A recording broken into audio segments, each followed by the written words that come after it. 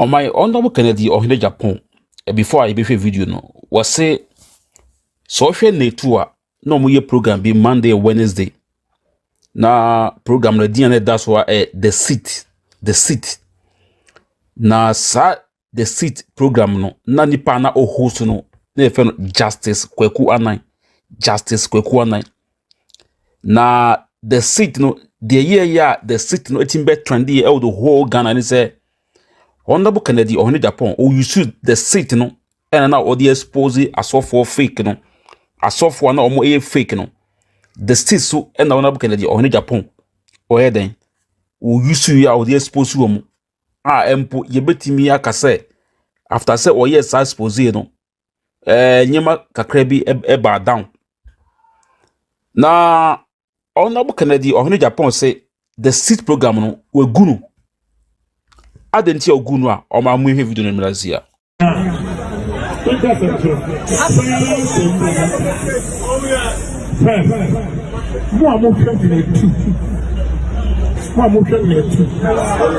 Monday, any Wednesday program. Yes. Okay.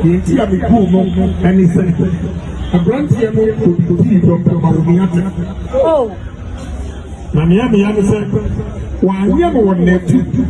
or YouTube and what did he be prepared? I did actually know Kumasina Nanama Baba friends and I'm saying there was a apparently the question I said you see Vice President the graduate that is not how we do things. I need I want peace and unity in the party. Yes. Maybe radio states and committee contest the theater. Let me hear my cousin Omini and Lord. Assembly or I will catch them in a shoulder. And the year you are, we examine. Oba me pancho. The same year, me obi ye me assembly a me pancho me koye all right. Honorable Kennedy or Agyapong we see we good the seat program and so ogunu dia na chese amanfo e kase da me no wapam Justice Kwaku Annan adekonti a ogunu se we see Justice Kwaku Annan no we didi Dr. Baumiatem na emumu no when din atem e wo ne platform no so na emu ko din atem e wo YouTube so na YouTube no say e ono nkasa ne platform say you be platform no on the end ntimi ba ba mo but opeso che say Justice Kwaku Annan no we didi Dr. Baumiatem eno nti na ogunu no Oman mameka no kwanchiro the seat program no start here na Honorable Kennedy or Agyapong na we supposed to asofo no we know say kind there sabi uncle Jill bribe uncle Jiskabi enka says scanner margin no sabi me Xposed but the all say time one na Xposed no ekoso nya no na manfo ekeka na manfo tag Justice Kwaku Annan no say Kwaku Annan no Jiska ewochire empo ewetodwa say Kwaku Annan no na nadamfa eni agrada na agrada mpo eman sika bi saska no ampo ena kofa apia the biblical issue no eba ya agrada yi enkofo ekochi apia biblical mo bon no Justice Kwaku Annan sika issue ye because audio ni babontre say na agrada ema Justice Kwaku Annan 100 million ba odima apia the biblical son for command na apia so no odibekwa no ena also say ese also eyi ni share free so enja apia share na ese oyi free so no ena Justice Kwaku Annan so say this or the breno ansa na odini dia ma no ena apia say ha kan de oluma me na minyi ansa na me dia kana bro because me didn't nya be share on side ya enya dia odibema me entino ema so ema issue we ebe trend e no because of that no ama grad aso then ebe mu bi o my first of all cramp no ebe todwa say so ukọ Kumasi asofo PA na PA company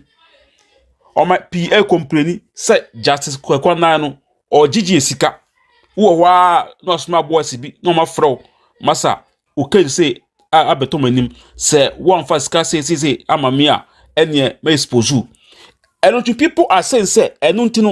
justice kokwana afina obenye sika afiso no obeye rude obeye arrogant. So people beginning to hate that program. I found the seat no and not the seat program kwabo afuna enye attractive bi. First second Japan baswa my there was one time on Honorable Kennedy on Japan Xposed no 20,000 people were watching live. Kai ba nipa anhwempo de na nipa 10,000 de oman no more live no more hwe ba echi kai twen ho no and na afi na ubehwe 2,000 ho no munina no because of say na mamfo edi justice kwekwa na ho yaunti no na ekosa hwe complaints na ekoso nina no na Kennedy ohene Agyapong Honorable our next president na ote no na oni evidence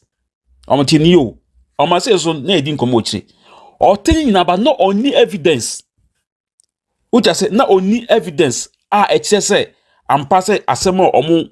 eka efa justice kwekona ho no kurant no ontimi enyusu hearsay emfa ya no. Uja say na ontimi yusu hearsay emfa ya no na odi naso atete obese otie ade ono nkasa ebehu se panyan we una oyeye we una kan ye enunti ohu se justice kwekwan edidi bomia tem no oyusu ono no edify no because of my sabe mi ejuma ma na se mi ankasa me come page na me kodi obi atem a eno no nya o page uja se enya wo office uja se nti no so na bu Kennedy ohun Japan se we gu sa program dia na tie se issue be a hold that no no na Honorable Kennedy ohun Japan we use we dey pam justice kwekwana no but info no say one pa say wa pam no say on pam no we see we gu sa show no na ogu show so ye hu justice bi eti ogu no wa pam no aka ho ana say wa man different show bi a host because ye hu no bi asem we buy one god ka say justice kwekwana de enche ibe pam no de bia na one god na oka de bia na oka empo na meninkofo bia mo ben Honorable na yeso na mo eka kire me say man Honorable unu no we no nonsense guy so po asem so person na ukoya de bia hu hia de obeyiu enu say see no justice kwekwana no omo etimi eyi efrimu no man atemidie no because Honorable ono say sabi enye ambo da hu hia kwa say yetimi echichim too much there ba me there I can say enye because of say justice kwekwana no we di ba me atemtisa sa old allegation na ebe wo mu say ojijiji asofo ni bi sika no eko wi asem pro na the show no pro it was not even attractive bi no eno ena emma Honorable Kennedy ohun Japan no na opese opam no a na ono no oni hu evidence say ampa say the metete no true and I say enye true but we there ono nkasa ehu say justice oni na o fire your vice no enu ti sadia kofie etiefo na say na ebo edo bi ase